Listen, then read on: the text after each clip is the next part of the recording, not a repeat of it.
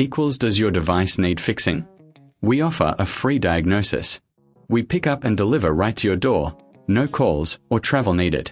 We send you a quote before repairing, and only go ahead if you approve it.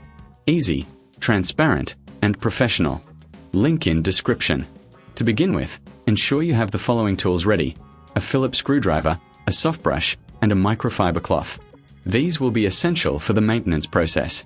First, unplug your Dyson HS01 from the power source. Safety is paramount, so always ensure the device is off before starting any maintenance. Next, remove the dust canister by pressing the release button. This will allow you to access the filter.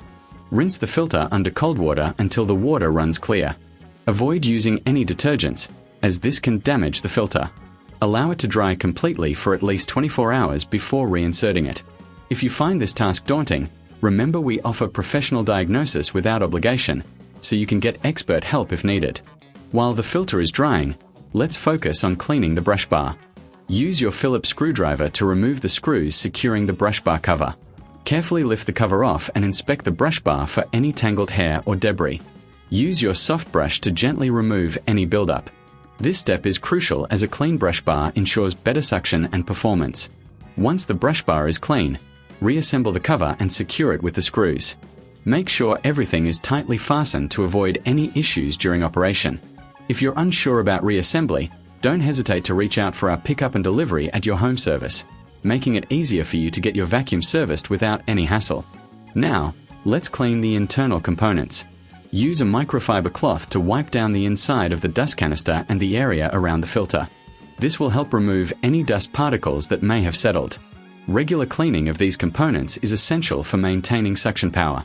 After everything is clean and dry, reinsert the filter and dust canister back into the vacuum.